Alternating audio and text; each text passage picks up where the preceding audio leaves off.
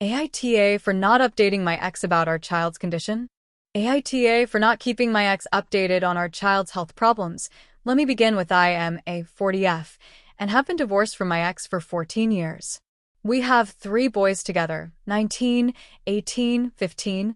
I have since remarried and have another son, 6. He has since remarried and had a daughter, 9. Over the years, his visitations with the boys slowed and then stopped completely about 5 years ago. When that happened, all phone calls, gifts for B-days/holidays, and contact stopped also. Fast forward to October last year, my 15-year-old had been complaining of leg pain, not being hungry, and sleeping at all hours.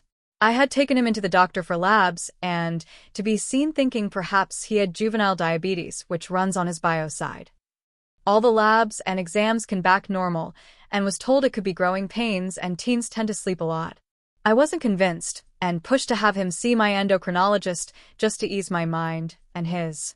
He went to the endo appointment and she ordered lots of labs, but when they went to draw them, they couldn't get the blood needed. They told us he was probably a little dehydrated and to push fluids that night and come back the next day to attempt them again. The end of our world as we knew it. My son went back to school to finish out his day, and I went to work.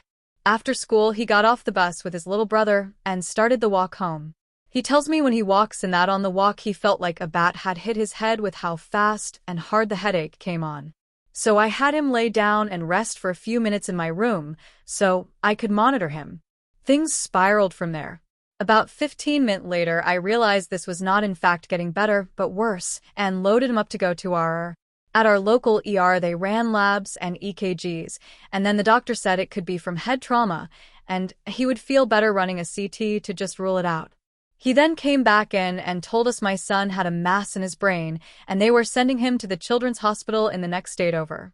At the Children's Hospital, they did an MRI and found my son has brain cancer, and it was not just in his brain, but his spine also. They immediately did a bedside procedure to lessen the buildup of fluid in his brain and scheduled a 12-hour tumor removal for 4 days later.